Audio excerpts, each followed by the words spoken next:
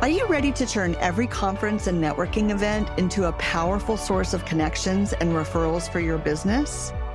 Welcome to Master Conference Networking. I'm Catherine Brown, founder of the Good Humans Growth Network. Here, we will unlock the strategies to build an authentic, profitable network from the events you attend. Join me and our expert guests to transform your interactions and maximize your business development. Stop feeling overwhelmed and start strategically building your best network, the Good Human way. Welcome back to Master Conference Networking. I'm Catherine Brown, and you are listening to the second part of our referral interview series. If you missed the last episode that had so many good human stories about how we can help one another in business, be sure to go back and listen to that before this one. Also, stick around after the episode where I will share a little-known secret about creating long-term referral relationships. Would you introduce yourself to everyone? Yes, I'm Melissa Graham. I work with Material Management Resources, and we help our clients when they've identified material or equipment that's idle or surplus leftovers from projects or maintenance, and we broker sales to new users of those materials and equipment so that we can keep them out of the landfills. So tell me a favorite referral story. It can be something you've given or something you've received, but really the power of referrals in your business. One of my favorite ones is a client that we had worked with when he was at a company in California, and he changed positions and found himself at a new oil and gas company. And they had an investment recovery program where they were disposing of items and had a company that just wasn't ethical in working with them. And he recommended us because he had worked with us in the past and just knew that we were very ethical, that we got the job done timely, and that you could trust us. How's that impacted your business?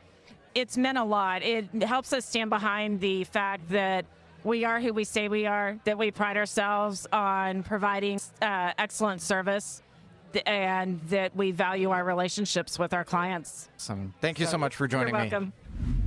All right, I'm here with my next guest. Would you introduce yourself and your business to everyone? I would be glad to. So my name is Angie Wright, and I have a fractional HR services organization. It's called Kenney Services, and I deal with fractional HR services, and I'm also an executive coach for HR professionals. So this is a referral story about how I actually met Catherine, and it was through an amazing mentor and friend that I have by the name of Lori Hall. And Lori Hall has her own business, and she said, I've got someone that I want to introduce to you who is an amazing salesperson and who can help your company grow. And she introduced me to Catherine.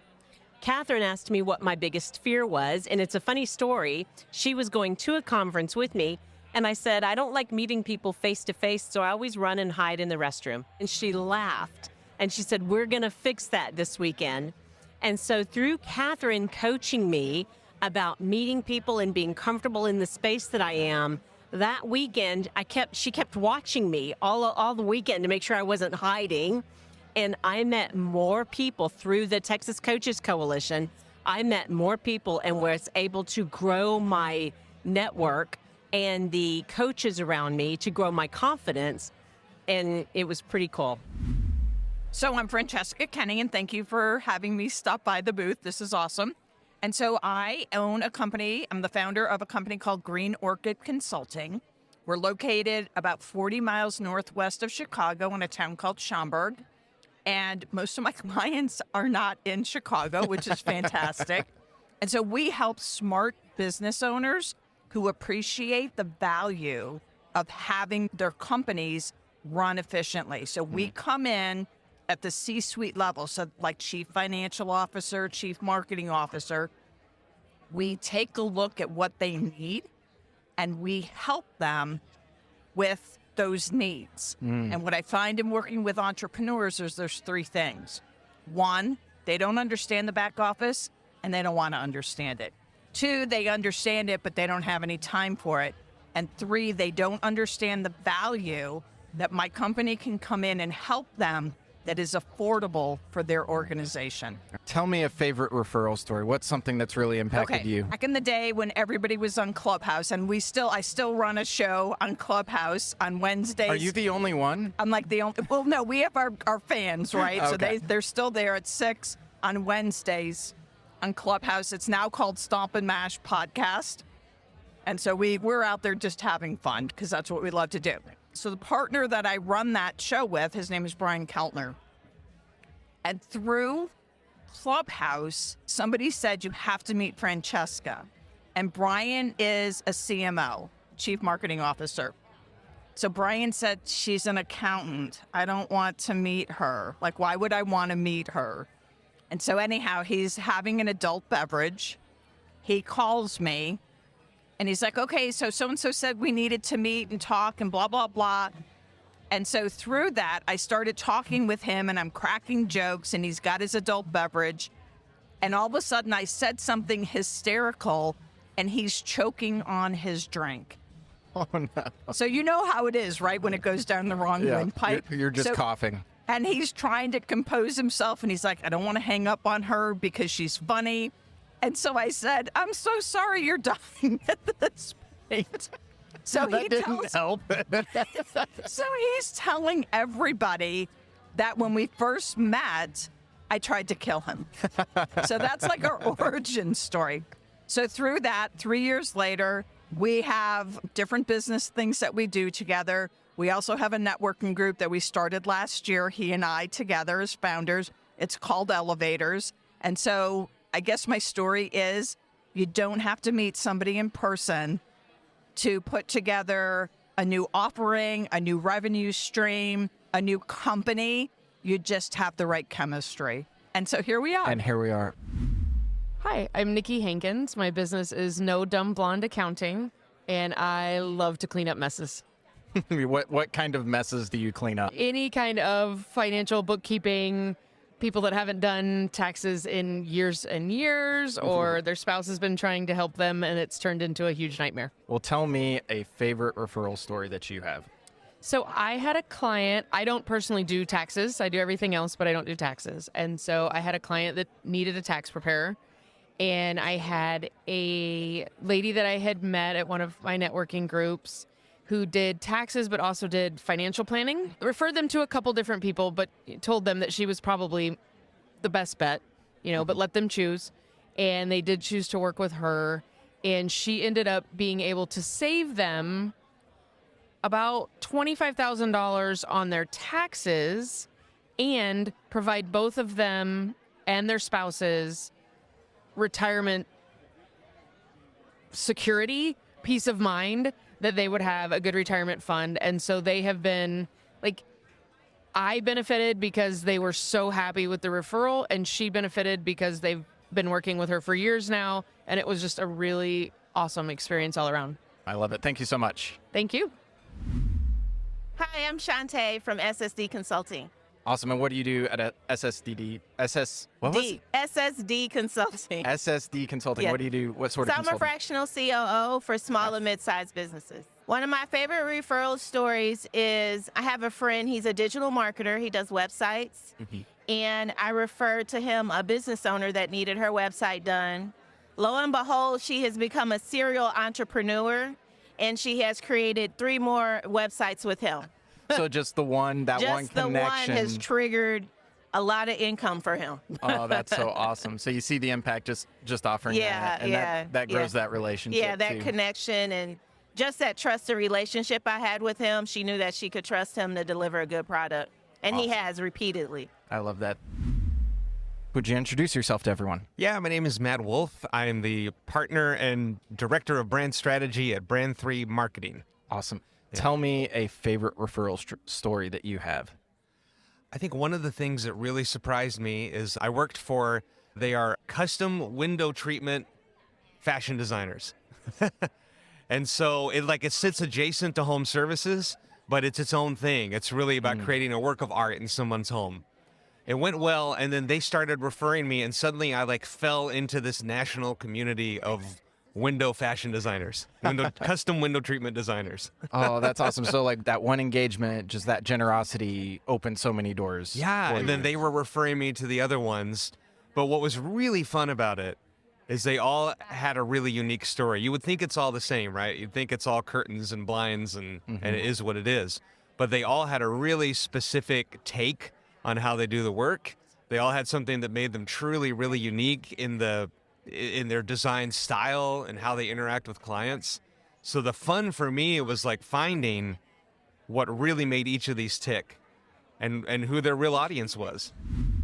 I'm Jeremiah Shaw, the co-founder and CEO of Grovity Leadership. We do executive coaching and team development with leaders that wear jeans and boots. There's obviously referrals that go in and go out with our business a lot, and we have a strong referral network.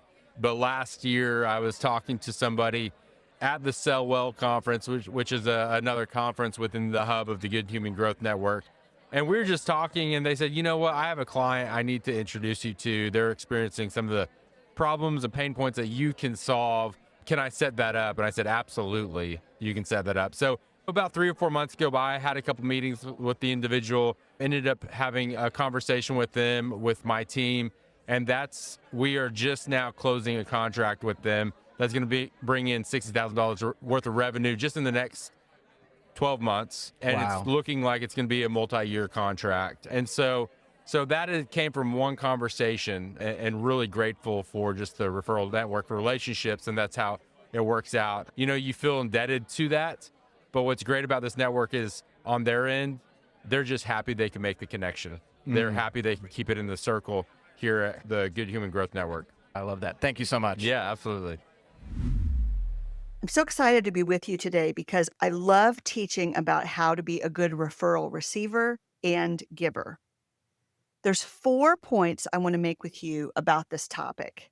And this comes from years and years and years of practicing and in running the Good Humans Growth Network, which has so many referral groups in it. We regularly gather those leaders and we learn about best practices so that we can all be better givers.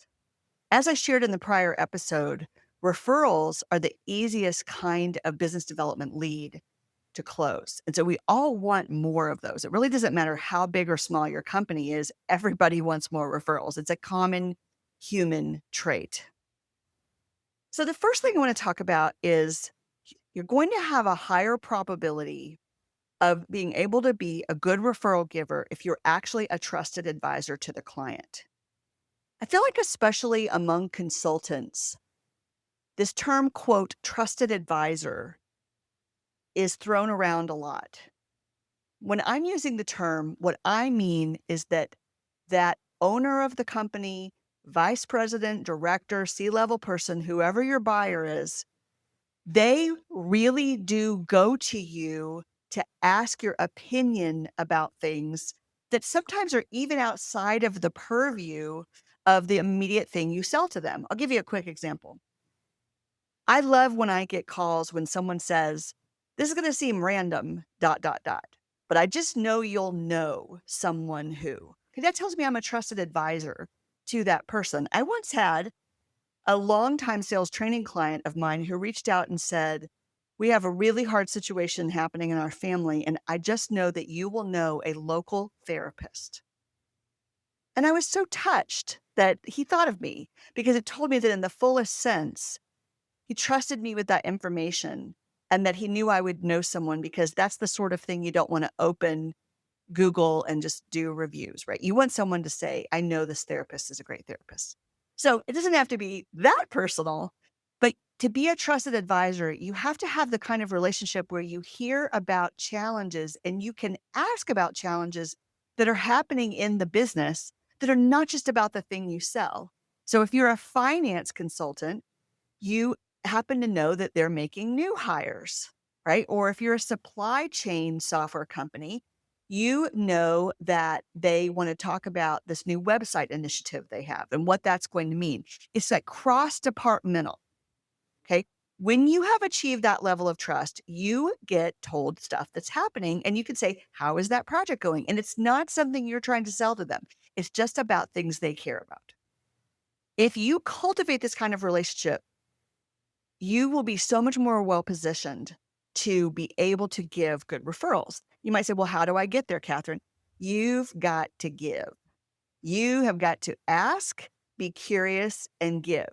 And so you do everything you can to say, based on this little piece of information you told me, Mr. Client, Miss Client, here is a podcast I thought you'd enjoy. Here's a person you might want to follow. Do you know about this conference? Will I see you there? You have to take a chance to put yourself in front of them and show that you're a person who gives above and beyond the thing they bought from you.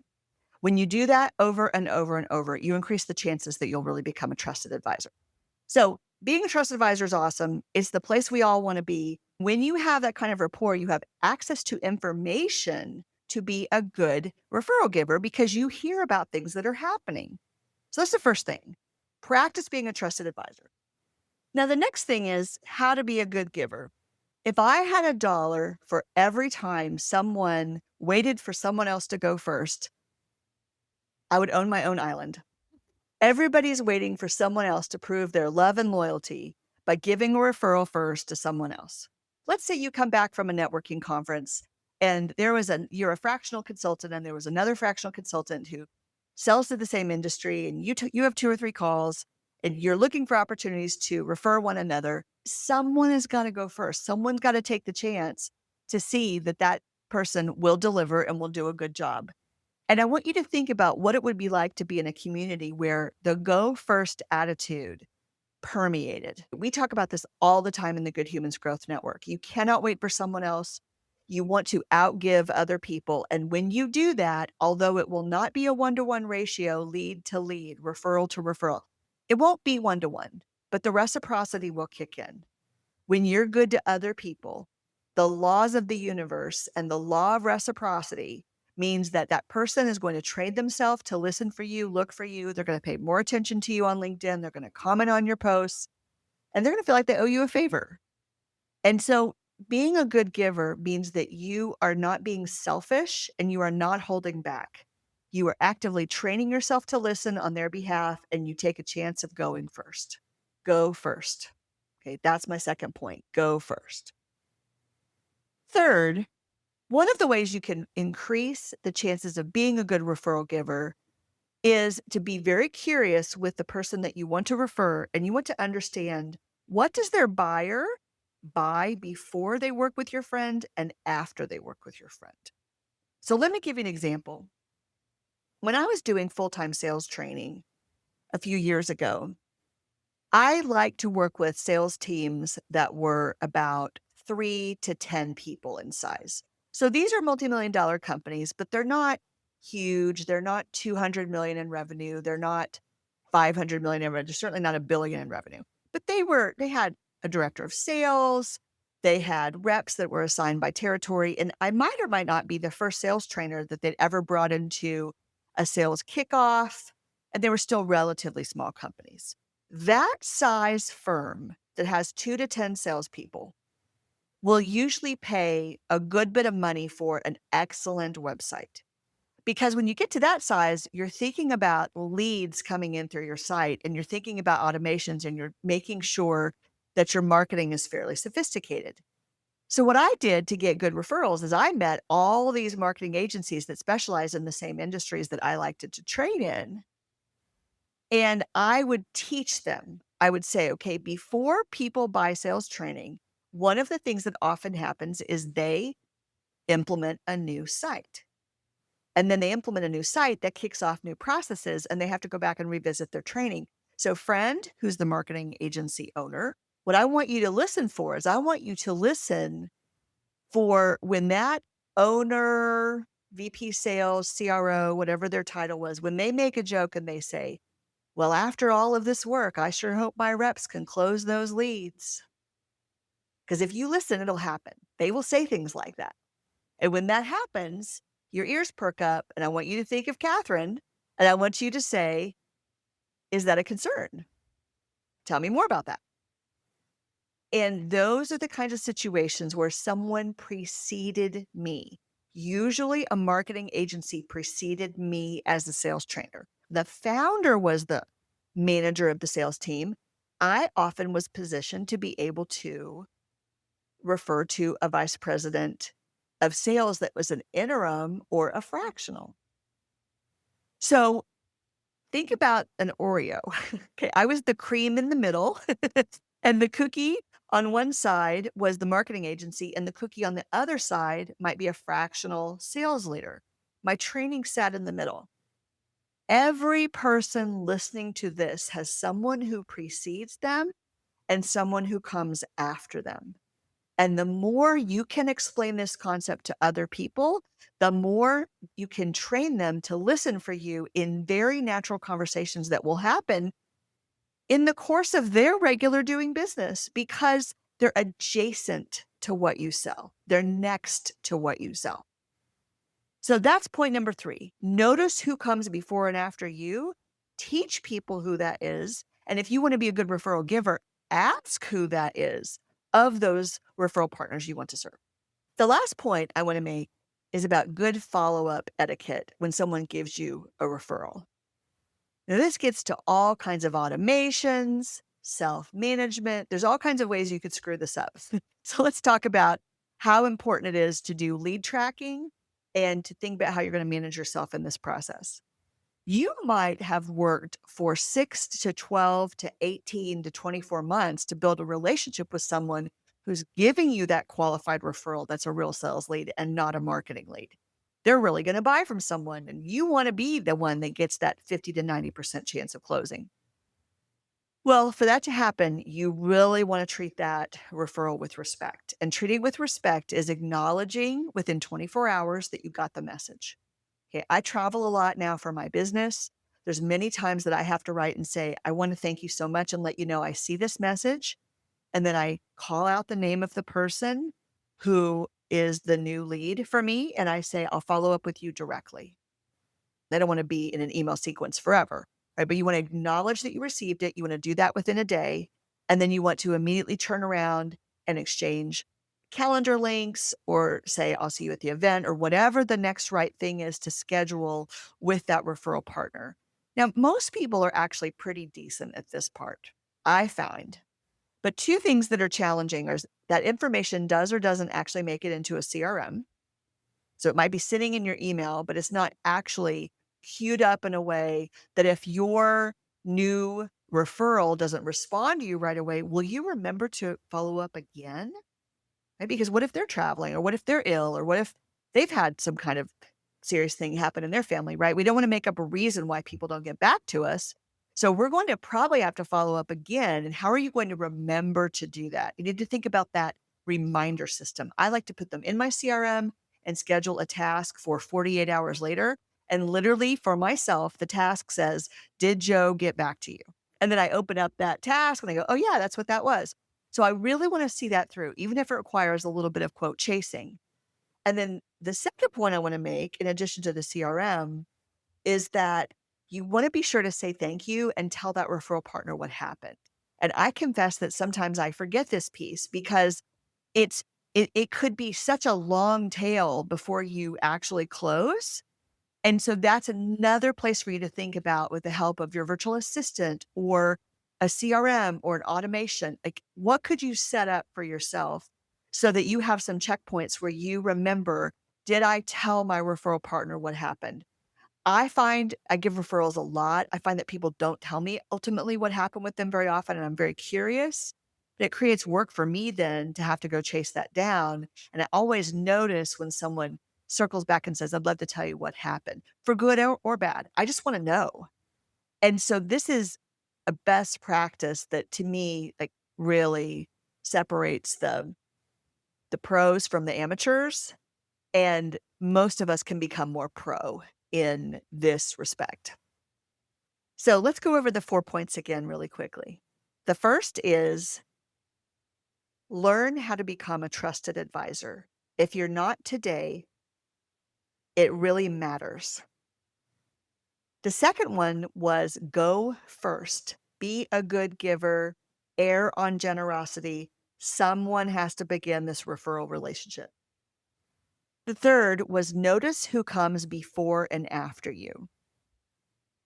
When you can answer this question for other people, you train your referral partners to help you, and then you can ask the same information of them that's going to train you to listen on their behalf. And the last part is have pro level follow up with those referrals that have been given to you.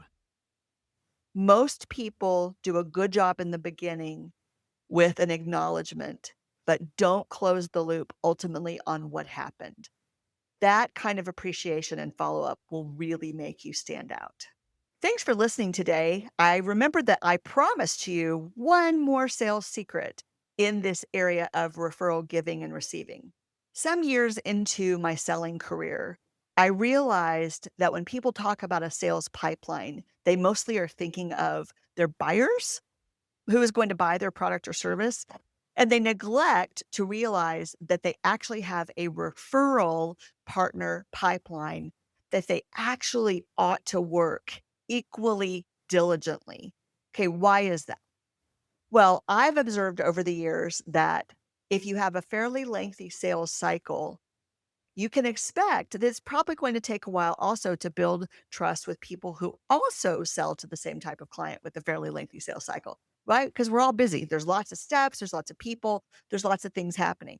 But that long sales cycle that you have to close without a referral is going to be made so much shorter by that referral partner who walks you in with a qualified referral.